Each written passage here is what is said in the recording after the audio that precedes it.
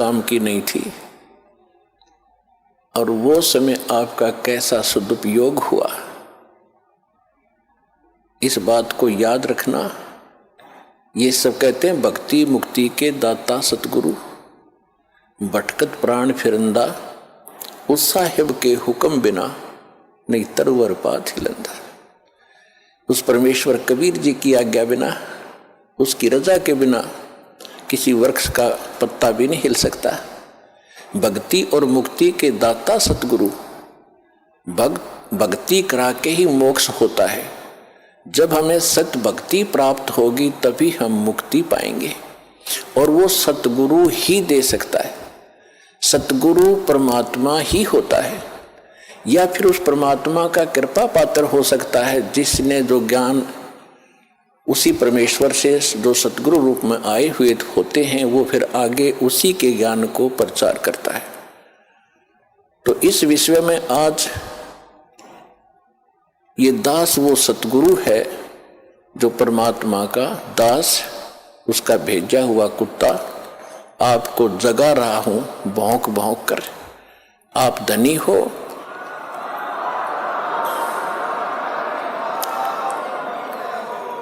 आप धनी हो, पिछले जन्म जन्मांतर के धनों बहुत है आपके पास, पुण्य धन।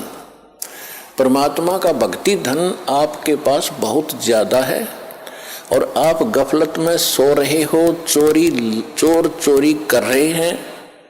वो कौन सी चोरी कर रहे हैं? आपको कहीं शराब पिलाकर ये मन और ये काल उस काल का एजेंट है। ये आपको ना जाने कहाँ सांग सिनेमा में ले आपके भक्ति धन की चोरी हो रही थी। अब ये दास आपको भौंक रहा है गली गली में।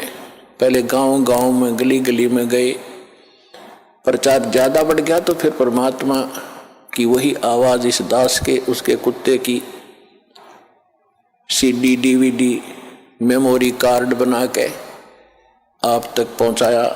आप जाग गए, जो जग गए उनका चोर भाग गए, और जो अभी सोए पड़े हैं उनका चोर चोरी कर रहे हैं, उनको भी हमारा उद्देश्य है जगाएंगे, बार बार आवाज लगाएंगे। कभी तो वो कुंभकर्ण की नींद को त्यागेंगे, भक्ति में लागेंगे। वो भी आपके भाई बहन हैं जो अभी बिछड़े हुए हैं, उनको भी जगाना है। तो आज जो सतगुरु, भक्ति मुक्ति के दाता सतगुरु और भटकत प्राणी फिरंदा, उस साहिब के हुक्म बिना नहीं तरवर पात हिलंदा। वही परमात्मा स्वयं ही अपने उस सुख स्थान को त्याग कर इस सबसे घटिया स्थान काल के लोक में आता है। सह शरीर आते हैं वो दाता, प्रत्येक युग में एक लीला करते हैं, एक बालक रूप में कमल के फूल पर प्रकट होते हैं।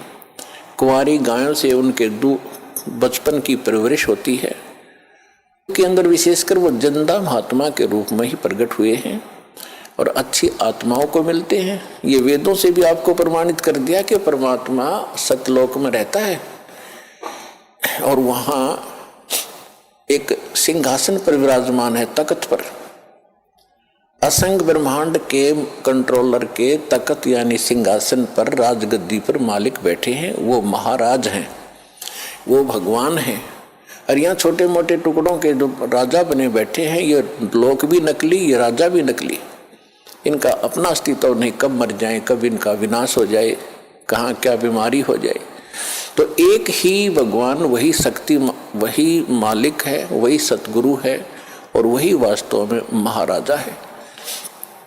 तो महाराजा की तरह वो परमात्मा सतलोक में विराजमान है। तो वो परमात्मा यहाँ जब आते हैं, एक अच्छे नागरिक का रोल भी करते हैं, सतगुरु का रोल भी करते हैं, भूमिका करते हैं वो। और दूसरी स्थिति में वो परमात्मा अच्छी आत्माओं को मिलते हैं, वहां से सह शरीर आते हैं जिंदा महात्मा के रूप में, सबको अच्छी आत्माओं को मिलते हैं, उनको अपने से परिचित कराते हैं। फिर वो पुण्यात्माएं भी परमात्मा की महिमा आंखों देख कर आपको सुनाते हैं। लेकिन सबसे बड़ी हमारे अंदर एक कमी रही, जो हम परमात्मा को नहीं पहचान सके, ना उन महापुरुषों की उन वाणी को हम समझ सके जिन्होंने अपने अमृत वाणी में एफिडेविट देकर गए, वो भगवान के विटनेस बने, गवाह बने। हम नहीं समझ सके क्योंकि हम अशिक्षित थे। हमारे पूर्वज जो थे वो श्रद्धालु गणे थे, विश्वासी बहुत थे, क्योंकि जो आत्मा अच्छी होती हैं वो विश्वास प्रत्येक पर कर लेती हैं। और परमात्मा ने आपको शिक्षा इसलिए नहीं दी पहले समय में, इस शिक्षा ने हमें अहंकारी बना दिया और मर्यादाहीन बना दिया, माया का अधीन बना दिया, माया ही जोड़ना एक उद्देश्य मान लिया। कोई भी बच्चा शिक्षा ग्रहण करने के लिए घर से चलता है, उसका उद्देश्य यही होता है, बड़ा अफसर बनूं, घनी कमाई करूं, 2 नंबर की घनी करूं। वो कौन सी ट्रेनिंग है जिसमें तनख्वाह से अतिरिक्त और मिलती है, रिश्वत घनी। IAS बनूं, IPS बनूं, मंत्री बनूं, MLA बनूं, मुख्यमंत्री बनूं, घने माया जोड़ूं। तो क्या मनुष्य जीवन का यही काम था? ये कार्य तो एक गोबर का भूंड करता है, गोबर का भूंड। अगर हमने यही काम के लिए मनुष्य जीवन पाया है तो गोबर का भूंड कैसा होता है? खेतों में पशु गोबर करते हैं और उसको भूंड होते हैं, छोटे छोटे जीव होते हैं, और वो क्या करते हैं, उस गोबर को निकालते हैं, उसमें से उसके गोली बनाते हैं, गोले छोटे छोटे, और उसको धका के उसको रोल करके अपने बिल में भर लेते हैं। उस बिल को गहरा बनाते रहते हैं मिट्टी से खोद खोद के, और उसको गोबर को ठोक लेते हैं, गरोले बना बना के वो गोबर खाते हैं। तो वो व्यक्ति, वो प्राणी वही होते हैं जो मनुष्य जीवन में माया जोड़ जोड़ जोड़ जोड़ कर बैंक भर ले, कोठी बना दे, बंगले बना ले। फिर वो क्या करते हैं, वो हमने देखा कई बार। हम क्योंकि दास का जन्म किसान परिवार में हुआ, खेतों में जाना पड़ता था, पाली भी गए कई बार पशुओं को साथ के साथ। तो वो दोनों पति पत्नी भूंड गोबर को इकट्ठा करते हैं, अच्छा मोटा गोला बनाकर उसका, और फिर उसको दोनों धका कर ले जाते। भी इससे काम लगे हैं ये मंत्रियों के, आप सुनते हो कि क्या इनके कैसी लीलाएं आप सुन रहे हो। किसी पर इतने घोटाले का आरोप है, किसी ने इतने पैसे इकट्ठे कर लिए, और ऐसे ये मंत्री, मुख्यमंत्री, प्रधानमंत्री, कोई हेलीकॉप्टर के उससे दुर्घटना से मर गए, कोई बीमारी से, कोई किसी और हादसे में मारे गए। वो गोबर जो इकट्ठा कराया था सारे जीवन में, वो धन वो यहीं रह गया, कोई ना जाने कौन बरतेगा। और वो भाई की तरह गधा बनकर जिस जिस से वो पैसे ले रखे थे सबके पूरे करेगा, रोएगा असंग जन्मों तक। तुमने उस दरगाह का मैल नहीं देखा और धर्मराज के तिल तिल का लेखा। तो इसलिए परमात्मा यहाँ आकर के हमें जगाते हैं, समझाते हैं कि बोली आत्मा, यदि परमात्मा की भक्ति नहीं करते हो और बाकी तुम ये इसी काम लगे हुए हो, तो ये मनुष्य जीवन वाला काम नहीं कर रहे, गोबर के भूंड का काम कर रहे हो। अब बात चली थी शिक्षा के ऊपर कि पहले आप देख रहे हो, दास भी देख रहा, घना लंबा समय नहीं हुआ है। सन 1951 में दास का जन्म हुआ। सन 60 के बाद ऐसा समझण जोगा हुआ, जो बातें आज याद आ रही हैं उसमें क्या प्रक्रिया और कैसे लोग थे। अब इस ज्ञान की रोशनी से उनकी पहचान हो रही है कि पहले शिक्षा कती नहीं थी, पिता पढ़े नहीं, चाचा पढ़ा नहीं, ताऊ पढ़ा नहीं, कोई कुंबा और पढ़ा नहीं। पहले का हमारे से पढ़ाई शुरू हुई थी, उसमें बहनों की, बेटियों की पढ़ाई नहीं कराते थे। तो उसमें चाहे किसी भी दूसरे गांव के दूसरे कोने का भी क्यों ना होता, अगर बच्चे थोड़ी बहुत शरारत कर रहे होते तो उसको देखते ही बंद हो जाते, भाई ताऊ आ गया। अरीब अब ताऊ चाहे कितना घूमो, घूटी लाकर गलियां बैठे रहे, और कितना व्यवहार बिगड़ गया। माया माया चाहिए, ना भाई बहन का प्यार, ना किते रिश्तेदारी में लगाव रहा। विवाह पीछे होता है और मुकदमा कोर्ट में पहले जा लेता है। हद होगी भाई, इसी जीवन में अपने लफड़े में जीवन बर्बाद कर जाओगे। इसलिए परमात्मा आपको याद दिला रहे हैं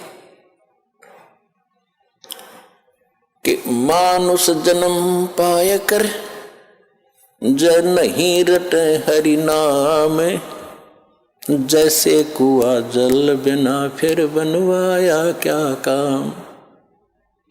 तो ये ज्ञान कौन देता है? सतगुरु देते हैं। और वो सतगुरु कैसी लीला करते हैं? कबीर भगवान जब स्वयं आते हैं, अच्छी आत्माओं को मिलते हैं, उनको सतलोक ले जाते हैं, फिर वापस छोड़ते हैं, फिर अपने से परिचित करा के और सबको ज्ञान सुनाते हैं। लेकिन उन महापुरुषों के उन गूढ़ रहस्यों को, क्योंकि परमात्मा ने कहा था कि तुम कितना ही कुछ कर लो ये मानेंगे नहीं, क्योंकि इनको ज्ञान ही नहीं है। ये इनके जो मूर्ख गुरु हैं, अज्ञानी, जो शिक्षा जरूर प्राप्त हैं, संस्कृत भाषा अवश्य जानते हैं। अब देखो पुण्यात्माओं, इस भक्त शिक्षा ने कैसा नाश किया है। ये हमारे धर्मगुरु जितने भी थे, ब्राह्मण लोग थे, इनको ही शिक्षा ग्रहण करने का अधिकार था। और शिक्षा किस लिए ग्रहण करने का अधिकार दिया था? कि तुम सदग्रंथों को पढ़ो, उनको समझो, वो संस्कृत भाषा में, और फिर हमें बताओ, हम धर्म कर्म ठीक करें, अपना कल्याण करवा लें। और गीता में भी ऐसा लिखा है कि जो विद्वान लोग हैं, वो विद्वान लोग सदग्रंथों को पढ़कर अविद्वानों को सुनाएं। अविद्वान माने, क्योंकि ये विद्वान मानते हैं जिसने शिक्षा है, अक्षर ज्ञान है, और अविद्वान कहते हैं जिसने अक्षर ज्ञान नहीं है, उनको सुनाओ। और यदि अविद्वान यानी अनपढ़, अक्षर रहित, वो अगर विद्वानों की बातों को सुनकर उनके अनुसार आचरण कर लेते हैं तो उनका मोक्ष हो जाएगा। बिल्कुल सही है, पढ़ना जरूरी नहीं था। तो इसलिए परमात्मा ने शिक्षा की आवश्यकता नहीं समझी, क्योंकि वो समय नहीं था, जोड़ना उद्देश्य रखते थे।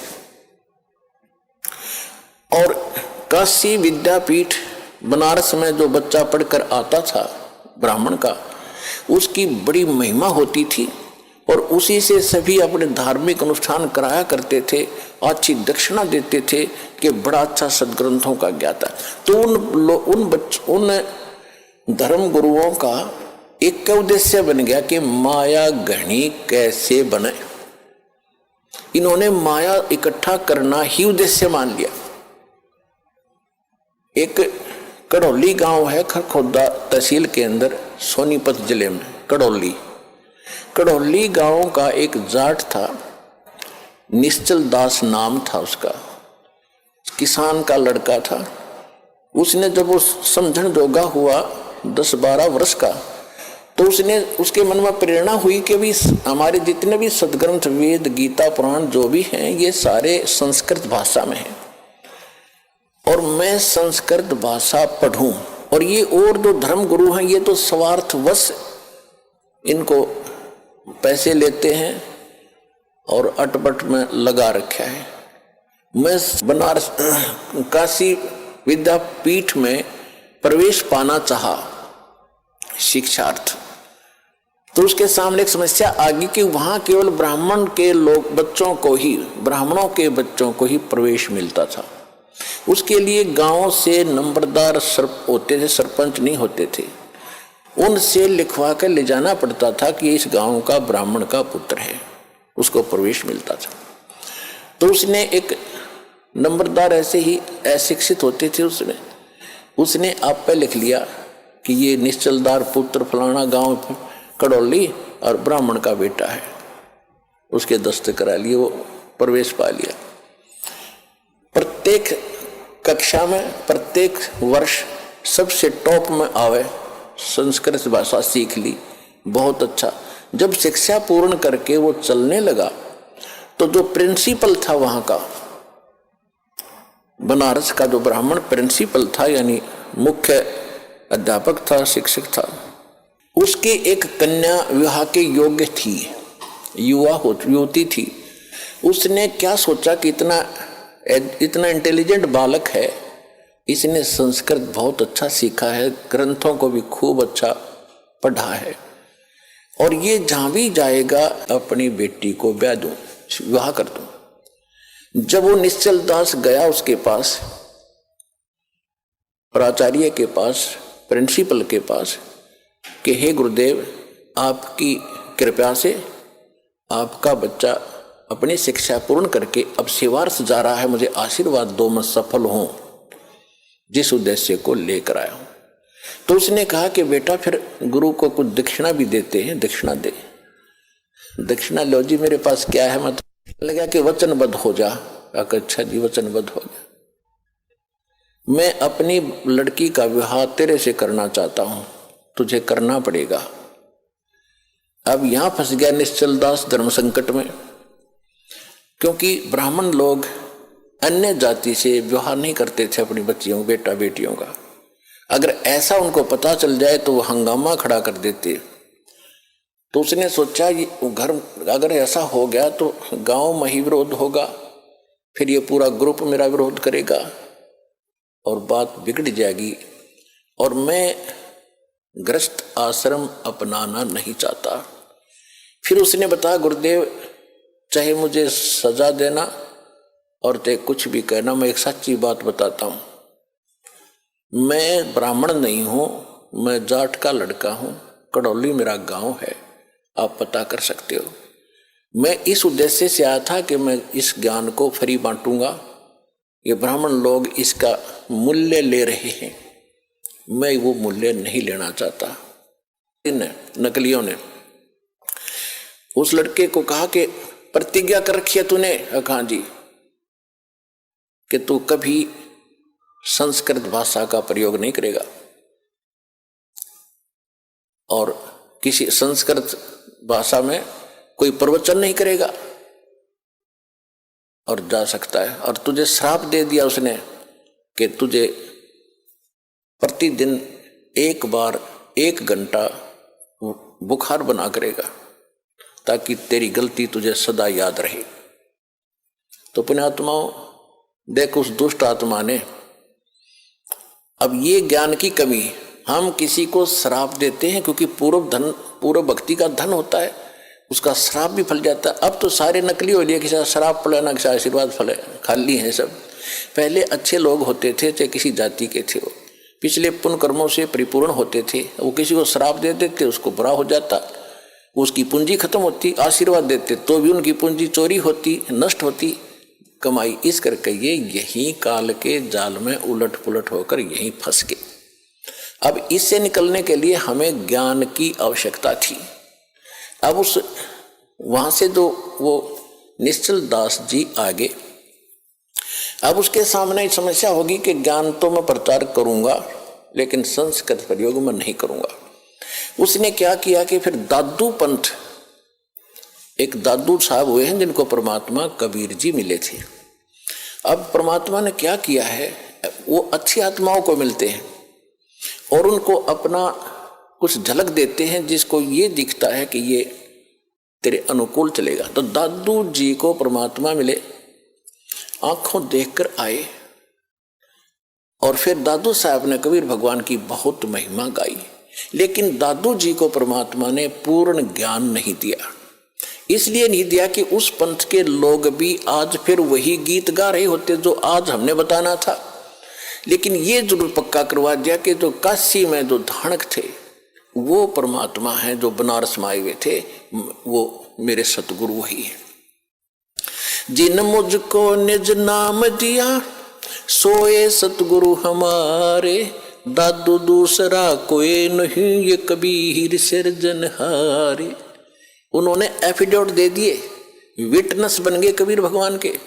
लेकिन आगे चल के उस पंथ में कबीर साहब का नामो निशान नहीं है। दादू, उसकी माँ को आशीर्वाद दे दिया था एक संत ने, तो इस तरह करके वो दादू जी को ही खुदा बनाए बैठे हैं, वो कुछ भी बनाए रहो। फिर निश्चल दास जी ने वहां दीक्षा ली, दीक्षा लेकर के फिर संत वाणी में एक निश्चल ग्रंथ बनाया, लेकिन निश्चल दास के पास भी वो ज्ञान नहीं था। वेदों के ही अटपट कर रखी है उसने, जैसा वेद गीता उसने समझा संस्कृत में, उन्हीं को फिर संत वाणी में लिख रखा है, उसमें कुछ भी नहीं। मैंने उसको खूब पढ़ा और देखा। तो कहने का भाव ये है कि पहले ये जो शिक्षा थी ये एक वर्ग के बांध रखी थी और अन्य अशिक्षित थे। परमात्मा ने इसलिए इस बुराई को अन्य समाज में नहीं जाने दे दिया कि ये कत्ती घर के रहेंगे ना गांठ के। आज ब्राह्मणों को देख लो,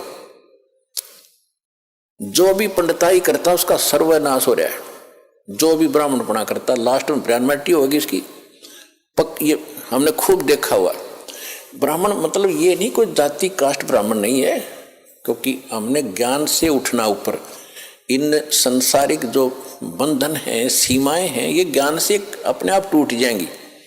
मेरे पूज्य गुरुदेव जी स्वामी राम देवानंद जी, ये इसी हरियाणा के रहने वाले, दादरी के पास एक 45 गांव है। तो परमात्मा ने मेरे पूज्य गुरुदेव जी जो ब्राह्मण थे, जाति से ब्राह्मण थे, कर्म ब्राह्मण नहीं था। यानी ब्राह्मण ग्रुप में, ब्राह्मण समुदाय में जन्म हुआ था उनका। और वो अपना खेती थी, किसानी करते थे उनके माता पिता। और उनके भी जमीन थी 5-4 किले एकड़ जमीन उनके हिस्से में। उसके पिताजी के पास तो काफी जमीन थी, तो खुद पाली जाते थे। तो वो ब्राह्मण थे जाति के। जब उनको ज्ञान हुआ, हमारे पूज्य दादा गुरुजी उनको मिले। और मेरे दादा गुरुजी यानी मेरे गुरुजी के जो गुरुजी थे वो छावला गांव है दिल्ली में, नजफगढ़ के पास। उस छावला गांव के वो जाट थे। और उन्होंने फिर काशी विद्यापीठ में, उसके बाद फिर ये हल्की हो गई थी। मतलब जैसे हमारे गुरुजी जो थे, हमारे दादा गुरुजी जाट थे और हमारे दादा गुरुजी के जो गुरुजी थे वो भी ब्राह्मण थे। और वो काशी विद्यापीठ वो पढ़ नहीं सके, उसने उन बच्चे को अपना गोद लेकर यानी अपना शिष्य बना के सर्टिफिकेट बना के भेजा कि काशी विद्यापीठ में पढ़ का। तो हमारे दादा गुरुजी थे वो काशी विद्यापीठ में 4 विषय के आचार्य बन गए। और उसके बाद फिर मेरे दादा गुरुजी को पंडित चिदानंद नाम था उनका, चिदानंद जी महाराज। उनको पंडित चिदानंद जी कहा जाने लगा, क्योंकि वो जिला सोनीपत, गांव गोपालपुर में एक आश्रम है छोटा सा, उस पे लिखा हुआ है पंडित चिदानंद आश्रम गोपालपुर। दास उसको देख कर आया है। तो कहने का भाव यह है कि हमारे दादा गुरुजी जाट होते हुए पंडित कहलाए और मेरे पूज्य गुरुदेव जी ब्राह्मण होते हुए वो ब्राह्मण नहीं, एक संत कहलाए, स्वामी संत। तो ये जाति कर्म से है, अपनी जन्म जात से नहीं होती। जैसे आज कोई भी लड़का, जैसे हमने देखा एक जाट और जहां दास सर्विस करता था नहर विभाग में, वहां चिनाई का काम करता था, राजमिस्त्री कहलाता था, राजमिस्त्री। और गांव में भी उसने राजमिस्त्री कहते थे, जाट होते हुए भी। तो इसी प्रकार एक ब्राह्मण का लड़का दिल्ली में नाई की दुकान खोल रहा है, बार्बर, तो उसको राजेश बार्बर कहते हैं, जबकि वो पंडित है वर्ण से, लेकिन कर्म से वो बार्बर नाई कहलाता है। तो इसी प्रकार हमारी ये जातियां बनती चलेगी, ग्रुप बन गए। फिर क्योंकि पहले व्यवसाय परंपरागत होते थे और उसी परंपरा में विवाह होना इसलिए कंपलसरी था, क्योंकि जैसे जाट की लड़की और कुम्हार का व्याधि, तो जाट का व्यवसाय कुछ और है और कुम्हार का कुछ और, जाते सारे बर्तन फोड़ेगी। और कुम्हार की लड़की कुम्हार के ब्याही जा, तो उसको पहले ट्रेनिंग होती है उस काम की, वो ठीक जाते ही रलमिल हो जाती थी। इसलिए हमारा विवाह अपने वर्ण में ही अपने होना कंपलसरी था, अनिवार्य था उस समय। इसी तरह किसान की लड़की किसान के ब्याही जाती थी, तो वो काम से पहले ट्रेंड होती थी, झगड़े ना बढ़ते, काम खराब नहीं होते थे। तो अब समय बदल गया है, व्यवसाय भी काफी बदल गया है। तो इसमें अगर इंटरकास्ट शादी होती है तो कोई दिक्कत नहीं, क्योंकि हम मनुष्य हैं, हम एक पिता के बच्चे हैं और हमारा एक ही उद्देश्य है, यहाँ से मोक्ष कराना और सतलोक जाना, वहाँ कोई झगड़ा ही कोई नहीं। तो इस प्रकार हमने इस काल के जाल को काटना है, हर तरह से इसको कंडम करना है, सच्चाई को ऊपर लाना है। तो इसलिए ये विद्या जो थी ये सीमित होकर रह गई, और परमात्मा ने ये इसलिए आपको नहीं आने दिया आप तक, क्योंकि वो पीक टाइम नहीं आया था, प्राइम टाइम नहीं आया था जिसमें आपको पार करना था। वो कब करना था? परमेश्वर ने काल से कहा था, जब काल की और परमेश्वर कबीर जी की गोष्ठी हुई थी प्रथम सतयुग में।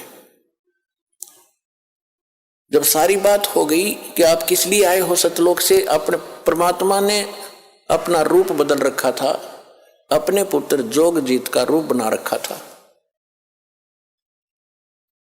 और ये जो काल है ये भी उस परमात्मा का 17वां पुत्र है, ये उसका 17वां पुत्र है। और इसने वहां गलती कर दी थी जिस कारण से इसको निष्कासित कर दिया। हमने भी गलती की थी, जितने भी प्राणी, चींटी, हर समय हर एक चीज का भाव रहता है। मार मार एक रोटी का काम पूरा ना होता सारे जीवन में जीव का। पशुओं ने देख ले, उसके पीछे भाग रहा है उसको खाने के लिए, हिंसक पशु जैसे पशु हैं दूसरे शाकाहारी, वो सारा दिन घास चर चर के खाएं जार निकालें जार, खाएं जार निकालें जार, मर जाओ। क्या यही जीवन है? सतलोक में सारी सुविधाएं हैं, जो खाओगे वही बॉडी में ही हजम होता है, ना कोई टट्टी ना पेशाब, उसमें कुछ नहीं होता।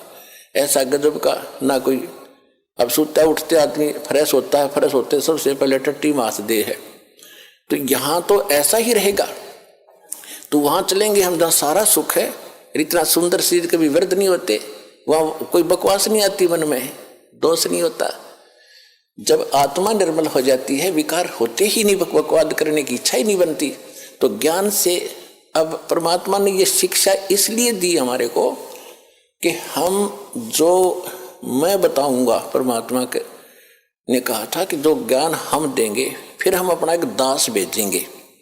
वो तो ज्ञान परमात्मा 600 वर्ष पहले सतगुरु रूप में दे गए थे, कबीर भगवान कबीर वाणी के माध्यम से। कबीर सागर, कबीर बीजक, कबीर शब्दावली, कबीर साखी, इस तरह उन्होंने कई भागों में बांट रखा है, बाद में प्रिंट करने वालों ने। बाकी ये सभी कबीर वाणी है, जिसके विषय में गीता अध्याय नंबर 4 के श्लोक नंबर 32 में कहा कि वो परमात्मा स्वयं अपने मुख कमल से जो ज्ञान देता है उसमें यज्ञ यानी धार्मिक अनुष्ठानों की जानकारी विस्तार के साथ बताता है, और उसको जानने के बाद सब कर्मों से मुक्त हो जाता है। चौथे अध्याय के 34वें श्लोक में कहा कि उस ज्ञान को तत्वदर्शी संतों के पास जाकर समझ। तो कहने का भाव यह है कि परमात्मा ने 600 वर्ष पहले आकर ये तत्व ज्ञान बताया था। तो जब काल से बात हुई थी और परमात्मा अपने जोगजीत पुत्र के रूप में आए थे, जब काल के लोक में प्रवेश किया, किस लिए आए थे? कि हमें दुखी देखा कि ये मेरे बच्चे वहाँ कितने सुखी थे, कोई दुख नहीं था, कोई मृत्यु नहीं, कोई कैंसर नहीं, कोई कोढ़ नहीं, कोई बीपी हाई ना लो होता था, ना कोई शुगर बीमारी थी, और ना इनको खाने का अभाव था, मजदूर बने फिरते। काल ने हमारे को कितना मूर्ख बना रखा है। किसी के पास थोड़ा सा पद मिल जाता है तो नीचे वालों को इतना दबा के रखता है, सब अपने कर्म फोड़ता सारा दिन, उनकी आत्मा दुखा दुखा के। चाहे कोई फैक्ट्री मालिक है, चाहे कोई IAS IPS अधिकारी है, या कोई डॉक्टर इंजीनियर जज है, ये नहीं देखते तुम कर क्या रहे हो, क्योंकि ज्ञान नहीं है। किसी की आत्मा दुखावे होय होय, उसका, ये परमात्मा के बच्चे हैं। आप कहते हैं जो तगड़ा व्यक्ति और निर्बल को सताता है उसकी आत्मा रोती है।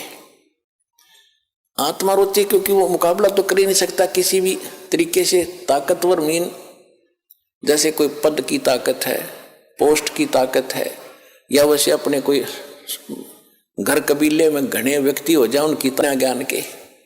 तो यहाँ परमात्मा ने आके बताया है कि कबीर गरीब ना सताइए, जाकी मोटी हाय, और बिना श्वास की जीव से लो भस्म हो जाए।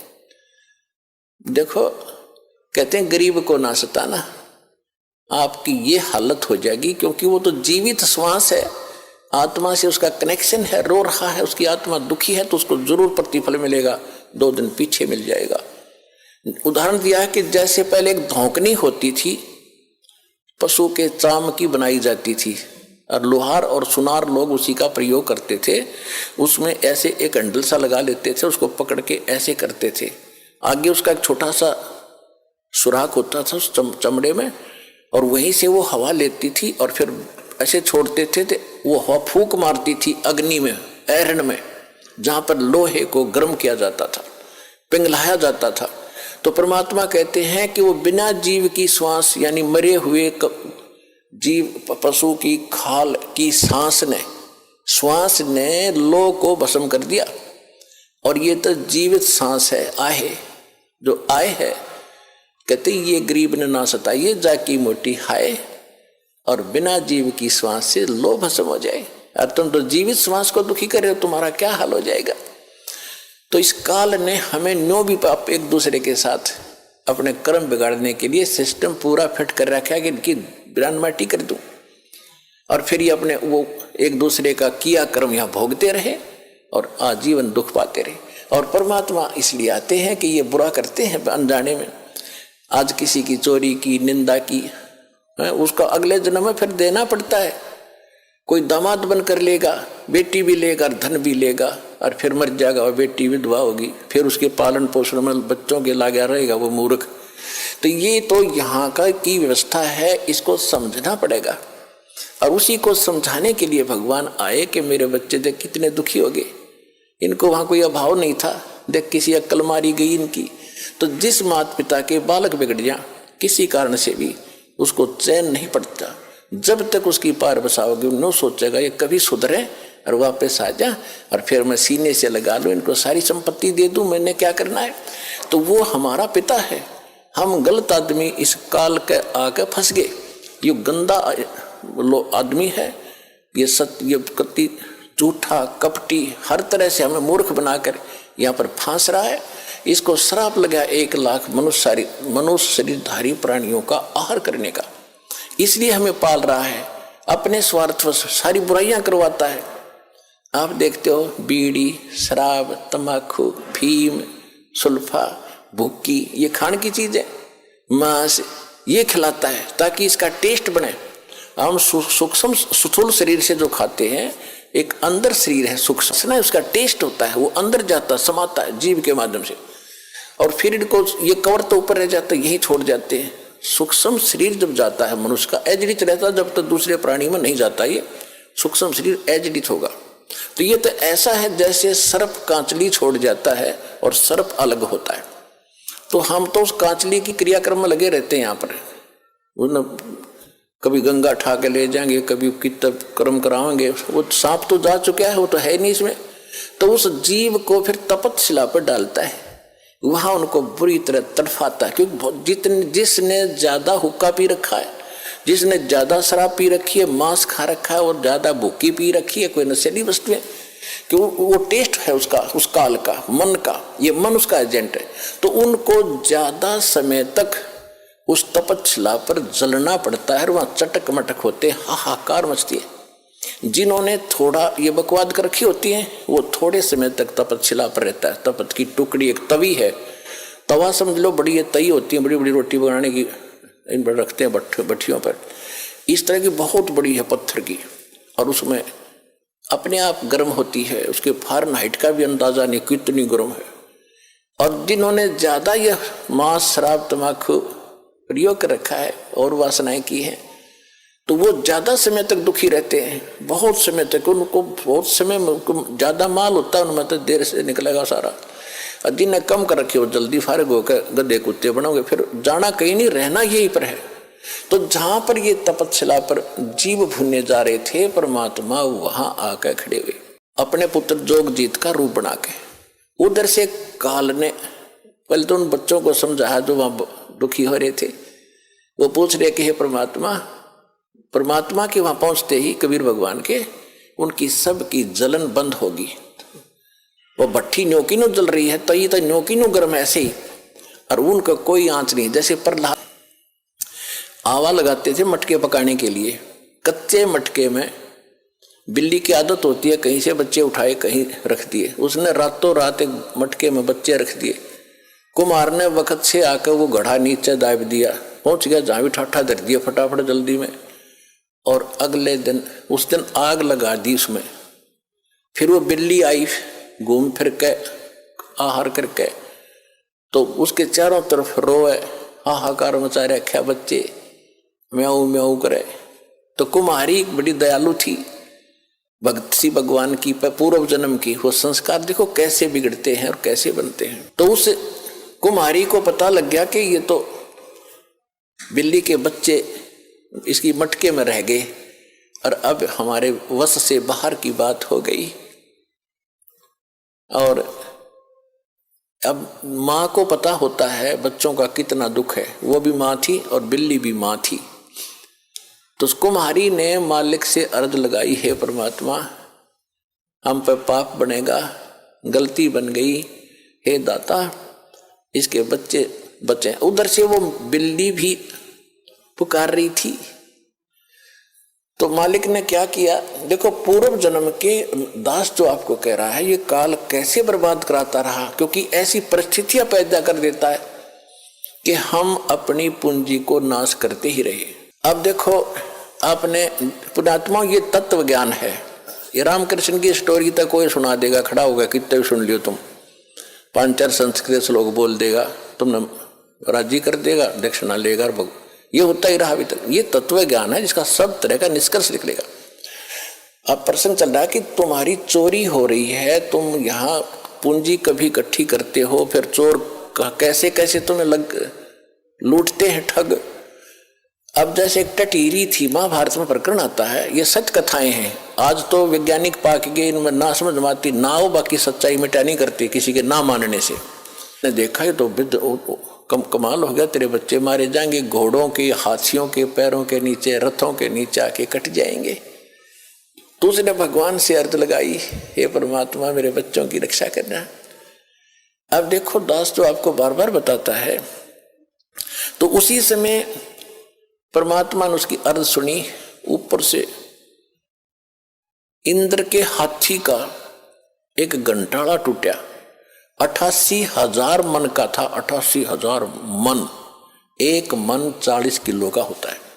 88,000 को गुणा करके देख लियो कितने क्विंटल बनेंगे 40 से। तो वो आके गिर गया, इतना भारा।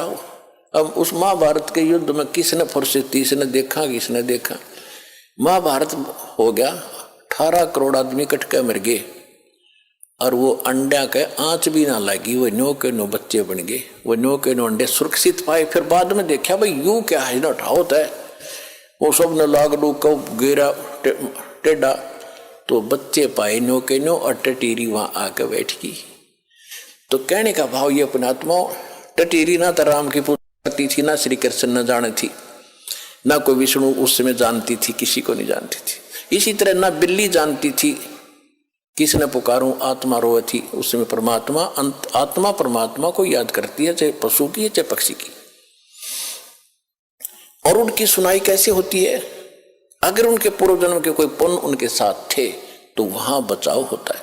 जैसे दास पहले श्री राम श्री कृष्ण जी कि ये तो हमारा पूर्व जन्म का संस्कार ही हमें मिल रहा था। जैसे पास हो गए बच्चे, इसी में सुखी मना खुशी मनाते हैं बच्चे को, तो वही बड़ी भारी बात होती है और बड़ा हर्ष का काम होता है कि पास हो गया, हो फिर नौकरी मिल गई, कहना है क्या, अच्छी सर्विस मिल गई। तो ये सब हम अपने इन भगवानों को देते थे जिनकी हम पूजा करते थे, श्रेय उनको देते थे, क्रेडिट।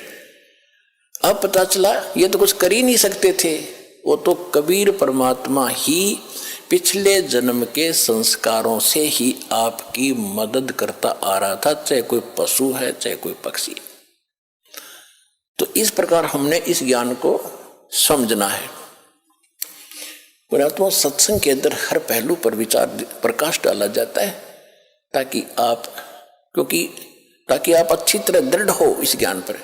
ये एक ऐसा सामूहिक सत्संग स्थल है, ऐसा शिक्षा स्थल है जिसमें प्रथम कक्षा के बच्चे भी आते हैं।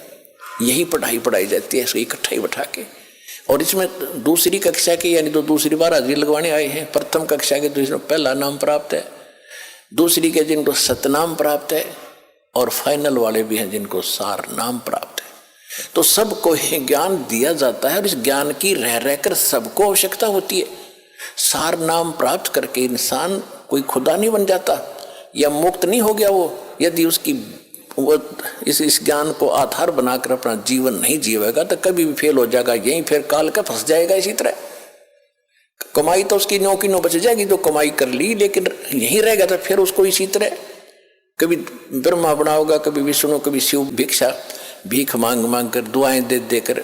ये देखी बुढ़ा बुढ़िया, पुराने समय में बुढ़िया क्या करती थी, कोई बहू आती थी, कोई बड्डी शानी उससे के पैर दबाया करती थी बड्डी के, और वह आशीर्वाद देती थी, हे बेटी तो पुत्ता फड़ियो दूधा नहाइयो और तेरा तो बूढ़ सुहागन हो। बूढ़ सुहागन माने बुढ़ापे तक नाम रहे तेरा पति, ये आशीर्वाद देती थी। तो वो जितनी थोड़ी बहुत पूंजी उनमें बची थी वह बहू तो दे दी, हाँ बहू फिर आगे दे देगी अपनी बहू आते ही, और अंत में कोई से पीछे कुछ पल्ला कुछ नहीं रहा। अब हम ऐसी गलती नहीं करेंगे, किसी को दुआ नहीं देना, किसी को आशीर्वाद देकर अपनी चोरी मत करवाना, ठगवाना मत। अपने बच्चों को भगवान से जोड़ दो। अब बेटा आप भी कमाई करो, तुम भी मजदूरी करो भगवान की, या आप पे सुखी रखेंगे, सारा धन इनके पास भी हो जाएगा। ऐसी गलती नहीं करना जो आपको हर पहलू पर सत्र किया जाता है। और हमने देखा पहले तो बुढ़िया अपनी बहू अपनी सासू के पैर दबा रही, एक फार्मोटी कराती 5-2-4 मिनट, और वह निर्यत आशीर्वाद दे देती बिना गिनती के। और फिर सासू बहू का हो गया झगड़ा, और फिर नौकरा तेरे भाई मरियो, तेरे भतीजे मरियो, तेरा नाश होइयो। वह बुढ़िया फिर दूसरे बैंड पकड़गी, दूसरा स्टेशन पकड़गी।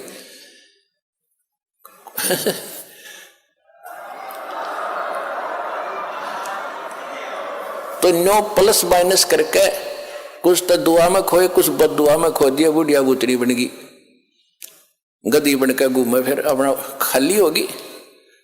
तो ये वो चोरी हो रही है, और उसको जगाने के लिए परमात्मा ने पहले तो मालिक आए स्वयं, गांव गांव में, नगर नगर में कहीं खड़े हो जाते थे, डंडोरा लेकर एक तारा, ये सुनाते थे। अब जो प्रसंग चल रहा था वही आते कि जैसे वो बिल्ली के बच्चे जो थे आवे में, और बिल्ली चारों तरफ रो रही थी, हाहाकार मचा रही थी।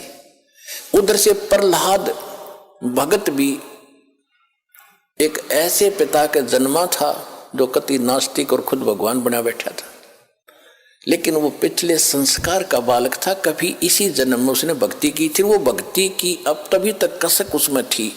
राक्षस परिवार में भी जन्म लेकर उसमें भक्ति की आस्था थी, तो पिछले जन्म का पुण्यकर्मी प्राणी था। और उस पिछले पुण्य से ही उसकी कबीर परमात्मा ने ही नरसिंह रूप धारण करके उसकी मदद की थी। इन विष्णु वैष्णु का ब्योंत नहीं था। अब धीरे धीरे आपके प्रकाश में आएगी सारी कहानी। अभी तेने मूर्ख बना रखा था, हम रक्षा कर रहे, परमात्मा पल पल में कर रहे हैं। ऐसी ऐसी दुर्घटना सुनाते हैं बच्चे, ऐसी ऐसी परिस्थितियों में परमात्मा मदद करते हैं। अब प्रत्येक के साथ कर रहा है। वो पिछले जन्म के थे, अब ताजे और बना दिए हमने, अब इनसे भी साथ होगा भगवान, इनके प्रतिफल भी आपको देना शुरू कर देगा।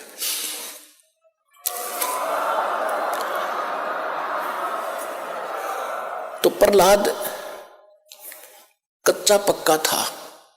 प्रहलाद के पिता ने बचपन से तो भगवान की भक्ति करता था, लेकिन विष्णु का पुष्प जैसे भी सुना ज्ञान किसी ऋषि से, नारद जी ने उसको गर्भ में शिक्षा दे दी थी जब वो गर्भ में था मां के। उसके आधार से वो विष्णु जी का पुजारी बन गया। और विष्णु का दुश्मन हिरण्यकशिपु, उसका पिता, उसने ब्रह्मा की भक्ति करके शक्ति प्राप्त कर ली, थोड़ी बहुत सिद्धि शायद उस हल्दी की गांठ से पंसारी बन गया कि मैं ही खुदा हूं, सुबह मरूं ना शाम मरूं, आशीर्वाद ले लिया, पशु से मरूं ना पक्षी से मरूं, अमर मान लिया अपने आप को। इस कारण से उसने अपने बेटे से कह दिया कि विष्णु का नाम नहीं लेगा, भगवान की भक्ति नहीं करेगा। अब वो कुछ उसको क्या किया कि एक सांडा और मुर्का नाम के 2 भाई थे ब्राह्मण, वो आचार्य थे, गुरु थे, जो उस प्रहलाद को और वहां के अन्य ब्राह्मणों के बच्चों को पढ़ा करते। ये खुद भी ब्राह्मण था, हिरण्यकशिपु। तो प्रहलाद को उनके पास भेज दिया कि तुम इनको पढ़ाओ और मेरे को भगवान इसके अंदर जचाओ। तो उस समय प्रहलाद कच्चा पक्का सा हो रहा था, कि भी हो सकता है, ये भी हो सकता है। रोज देखो, एक झूठ ने 100 बार सुन ले तो वह सच्ची सी बन जाती है। इसी स्थिति में परमात्मा ने उसको फिर दृढ़ करना था। वो बिल्ली रो रही थी और कुमारी भी रो रही थी, और प्रहलाद उसी रास्ते से अपने गुरु उस पाठशाला में जा रहा था, सांडा मुर्का वाली पाठशाला में। जब वह माई रो रही थी, बिल्ली का तो उसने नहीं ध्यान दिया क्यों रो रही है। उस कुमारी से पूछा कि माई क्यों रो रही हो आप, बताओ। उसको पता था राजा का लड़का है, बताऊंगी कि महाराज मेरे से गलती बन गई और इस बिल्ली के बच्चे अंधेरे में और किसी मटके में चले गए कच्चे में, अब इसमें आग भयंकर लग गई है, आग चल पड़ी है। पहले कहते हैं ये जो आवा था 1 महीने में पका करता था, और फिर क्या हुआ तो उसने बताया कि 1 महीने तक कभी को छेड़ नहीं सकता, इतनी अग्नि होती है इसमें। तो माई ने, उस प्रहलाद ने पूछा फिर आप कैसे रक्षा करोगे, कि भगवान करेगा, अब मनुष्य नहीं कर सकता, अब जीव नहीं रक्षा कर सकता, अब तो राजा भी नहीं कर सकता। राजा मान ले सैनिकों को बुलाकर मटके तो बुझा सके, मटके निकाल सके, लेकिन वो तो मर लेंगे, इतने एक का जल में मर जाएंगे वो बेचारे, तो भगवान ही बचा सकता है। क्या माई भगवान विष्णु जब तुम ये आवा तुम्हारा पक जावे, तो उसने पूछा क्या तुझे विश्वास है माई, कैसा होगा? कहा मुझे पूरा विश्वास है अपने भगवान पर। तो उसने, प्रहलाद ने कहा कि जब तुम्हारा ये आवा पक जावे, ये किलन भट्टे मटके पकाने का भट्ठा, उसको आवा बोलते हैं, पूजा आवा, तो जब ये पक जाओ तो मुझे बुलाना, उसके बाद इसको खोलना, और यदि ये बच्चा जीवित पागे तो मैं भी इस भगवान के अतिरिक्त किसी को मानूंगा नहीं, किसी की भी, और नहीं तो माई खबरदार आज के बाद तूने राम का नाम यहाँ पर ले दिया, मेरे पिता का नाम लिया करो। उसका रंग टिट गया था थोड़ा सा, तुझे मालूम नहीं मेरे पिता को पता लग गया तेरे को जान से मरवा देगा। तो माई कहने लगी मुझे मालूम है, लेकिन मेरी मजबूरी है, आपके पिताजी भगवान नहीं है और इनको नहीं बचा सकते, मेरा भगवान बचाएगा। इस कारण से क्या हुआ, परमात्मा ने ऐसी अगले ही दिन ऐसी ठंडी हवा चलाई, वो तो लीला थी दाता की। 3 दिन के अंदर, पहले 1 महीने में पकता था, 40 दिन में, 3 दिन में आवा पक कर तैयार हो गया और आग बुझ गई, कति ठंडी होगी। अब राजा के लड़के का आदेश था, जब प्रहलाद आया पाठशाला में जाने के लिए, कहा महाराज आज आवा मालिक की दया से 3 दिन में पक गया, आज हम इसको खोलेंगे। प्रहलाद वहीं बैठ गया, और खोलो, वो निकाला। एक मटके में जिसमें वो बच्चे थे उसका अग्नि की आंच भी नहीं लगी थी, न्यू का न्यू कच्चा था, बच्चे सुरक्षित थे।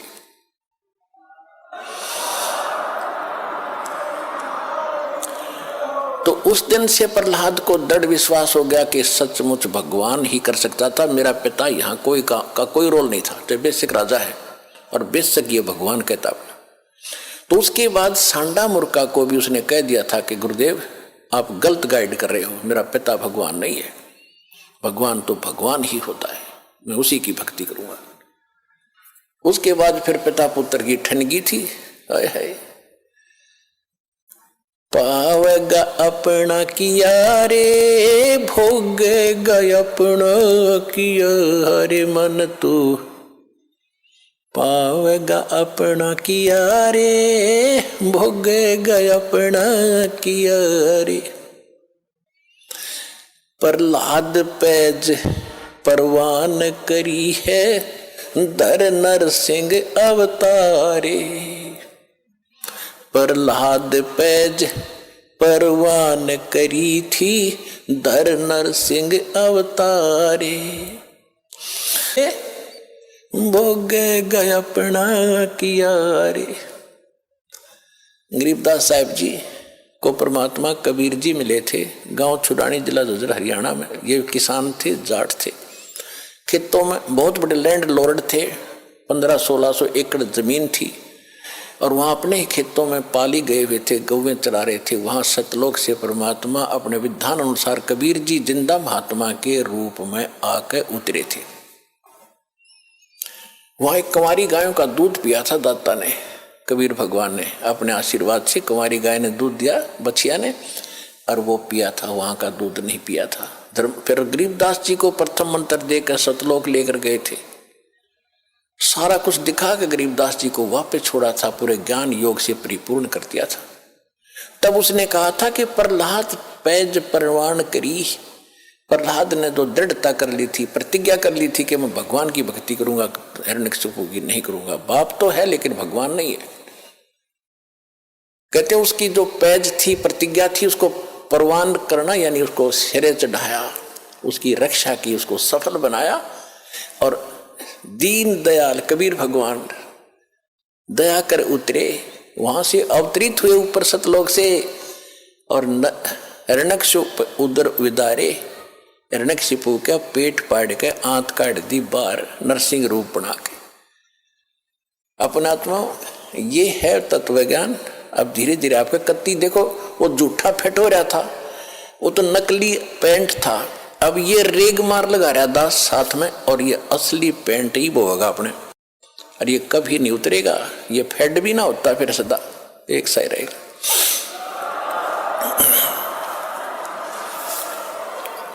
अब प्रसंग चल रहा था, कबीर परमात्मा जोगजीत रूप में वहां खड़े हैं जहां पर वो जीवों को भून रहा था। उनके जाने से वो तपस्या पर बिल्कुल आंच बंद होगी, जैसे बिल्ली के बच्चों के आंच नहीं लगी, सारे और मटके पक गए। टटीरी के बच्चे वहां बचा दिए दाता ने 100 कारण बना के। कहते 100 छलछिद्र मैं करूं अपने जन के काज, हिरण्यकशिपु जो मार दो मैं नरसिंह दर का साज। कबीर परमात्मा कहते। तो वो जब उनको आंच नहीं लगी, अग्नि कुछ दुख नहीं दे रही थी, सब शांत होकर बैठ गए उस तपस्या पे। वहां पर पंडित जी भी थे, ऋषि भी थे, उनके सागिर चेले भी थे, जिनको वो मूर्ख बनाकर वह भक्ति पर ला रहे थे। वो सारे वहीं जल रहे थे, गुरु भी शिष्य भी। तब परमात्मा वहां खड़े हुए, हाय हाय।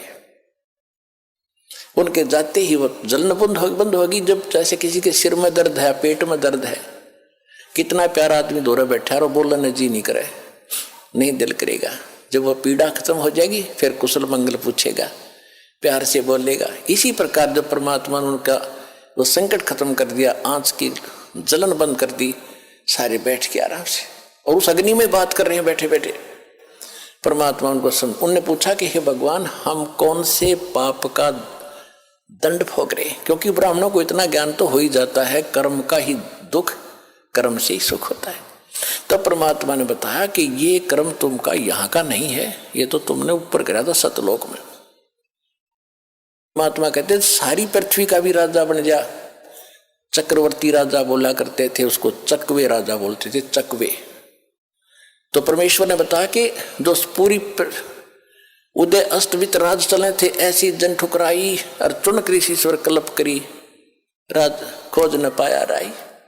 वो पृथ्वीपति चकवे गए, पूरी पृथ्वी के राजा चक्रवर्ती, उनको संत भाषा में चकवा कहते हैं, चकवे राजा, जिसका पूरी पृथ्वी पर शासन हो। पृथ्वीपति चकवे गए, जिनके चक्र चलंत, रावण श्री खे कौन गण, ऐसे गए अनंत। फिर क्या बताया कि चकवे हो गए चूहा। वो जो चक्रवर्ती राजा थे फिर बाद में चूहे बन गए मृत्यु के बाद, और फिर उड़े बिल खुद पंजों से बिल खोद कर रह रहा हो प्राणी, चाट ले उस चक्रवर्ती राजा की उस पोस्ट को। तो यहां परमात्मा ज्ञान दे रहे थे कि तुमने जो गलती की थी वहां पर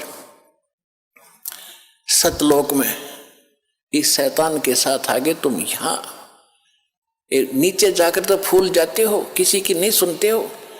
फिर परमात्मा ने सारी सृष्टि रचना सुनाई, तुम ऐसे मर रहे हो, अब कौन है तुम्हारे साथ? वो माया जोड़ कर रखा है, तो लड़ने बेटे बाप के मरते ही अंतिम संस्कार कराना और बांटने लग जाएंगे, यो मेरा, यो मेरा, यो मेरा। कोई शराब पी कर खो रहा है, कोई किसी तरह बर्बाद कर रहा है। तो उसने बताया कि तुम जो जोड़ का आए थे वो देखो, वो तो गया, तुम्हारे पास है नहीं। अब तुम्हारे पास क्या है? तुमने भक्ति की, दो लोगों को ठगा, भक्ति गलत करी और इनको ठग के पाप के भागी बने। अब आगे क्या होगा दिखाऊं तुम्हारे को। पंडित जी तू गधा बनेगा, ऋषि जी तू कुत्ता बनेगा। परमात्मा ने बताया है कि स्वर नर मुनिजन 33 करोड़ी, ये सभी बंधे काल की डोरी। काल की डोरी माने काल के विधान में ही है ये सारे। सुर देवता, मुनिजन 88,000 ऋषि, 33 करोड़ देवता, ये सभी काल की डोरी से बंधे हैं, इनकी मुक्ति नहीं है। ये भी